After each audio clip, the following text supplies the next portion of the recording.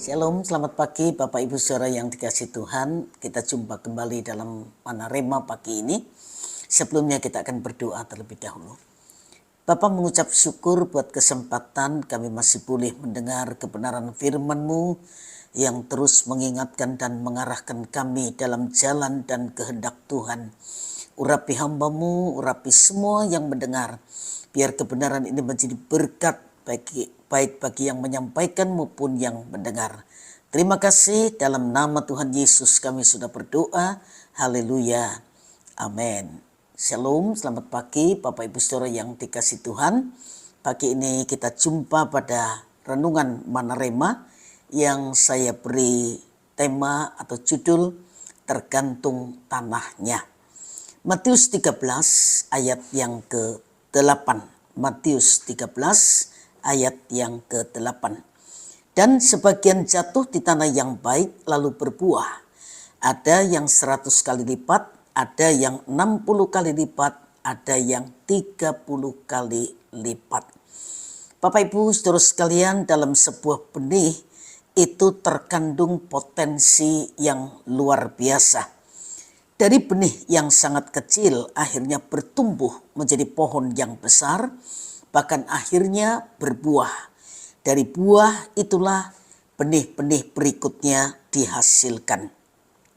Jika benih-benih itu kembali ditanam, maka potensi pelipat gandaan akan terus terjadi. Dari satu benih akhirnya menjadi satu pohon. Dari satu pohon akhirnya menjadi banyak pohon. Dan dari banyak pohon kemudian menjadi satu hutan. Itulah kekuatan benih. Masalahnya, tidak semua benih yang ditaburkan itu pasti bertumbuh. Semuanya tergantung benih itu tertanam di tanah seperti apa.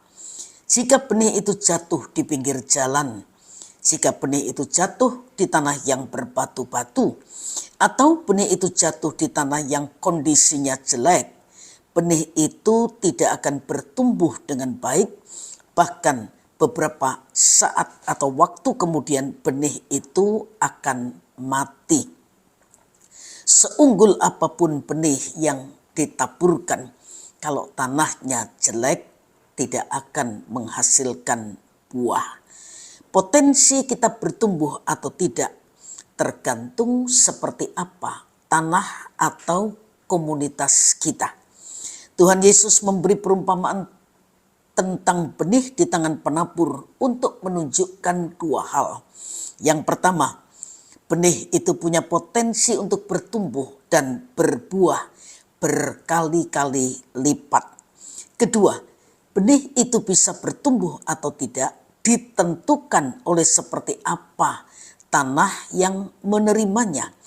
Kalau kita memperhatikan perumpamaan Tuhan Yesus itu menggambarkan pentingnya komunitas yang sehat. Tanah yang baik itu ibarat komunitas yang sehat. Sedangkan benih itu ibarat atau gambaran diri kita sendiri. Jika kita tertanam dalam komunitas yang sehat, maka kita akan bertumbuh. Potensi diri akan berkembang, karakter kita menjadi lebih baik, dan kita menjadi orang-orang yang semakin positif. Sebaliknya, jika kita tertanam di komunitas orang yang suka gosip, orang yang pesimis, orang yang bermalas-malasan, orang yang hanya buang-buang waktu tidak jelas, maka potensi sebesar apapun akan mati dan sia-sia. Menjadi pertanyaan pagi ini, sekarang ini kita tertanam di tanah hati seperti apa? Seperti apa komunitas kita? Siapa teman-teman terdekat kita? Kita banyak menghabiskan waktu bersama siapa? Jawaban dari pertanyaan itu menunjukkan seperti apa kondisi tanah kita. Kalau kita sadar bahwa selama ini kita berada di komunitas yang tidak sehat, mari kita segera mengambil keputusan untuk keluar dari lingkungan itu dan mari mencari komunitas baru yang positif. Kalau kita dekat dengan orang-orang yang menyala rohnya, yang hidup takut akan Tuhan, maka kita juga akan menjadi orang yang menyala roh kita dan takut akan Tuhan. Sebab Paulus berkata pada jemaat Korintus dalam 1 Korintus 15 ayat yang ke-33, janganlah kamu sesat. Pergaulan yang buruk itu merusakkan kebiasaan yang baik. Tuhan menolong kita semua menjadi tanah yang baik, yang buahnya tidak merosot, tapi terus bertambah.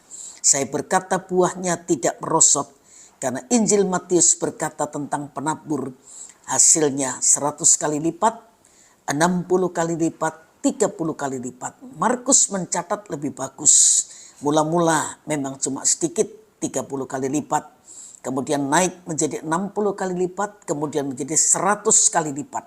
Lukas mencatat lebih bagus, berbuah dalam ketekunan 100 kali lipat. Roh Kudus yang menolong kelemahan kita akan terus mengingatkan kita supaya dari hidup kita terus menghasilkan buah yang semakin bertambah dan tidak semakin berkurang seiring dengan usia kita yang bertambah, tapi kesempatan hidup kita berkurang, kesempatan kita menjadi berkat juga semakin berkurang. Tuhan memberkati Bapak Ibu Saudara sekalian, dan mari kita sama-sama berdoa. Mengucap syukur buat kebenaran firman-Mu yang terus mengingatkan kami. Kami sadari masih ada hal-hal yang perlu kami perbaiki dalam hidup ini. Itu sebabnya kebenaran firman-Mu terus mengingatkan kami, dan Roh-Mu yang kudus penolong itu selalu siap untuk membantu kelemahan kami. Hamba-Mu berdoa, meteraikan kebenaran firman ini dan terjemahkan lebih dari yang hamba-Mu bisa sampaikan. Tuhan tolong kami. Dan sepanjang hari ini kami menyerahkan aktivitas kami dalam tangan Tuhan. Kami yakini apapun yang kami lakukan yang sesuai dengan kehendak Tuhan, Tuhan pasti memberkati dan membuatnya jadi berhasil. Terima kasih Tuhan. Dalam nama Tuhan Yesus Kristus kami sudah berdoa. Haleluya. Amin. Selamat pagi, Tuhan memberkati Bapak Ibu Saudara sekalian.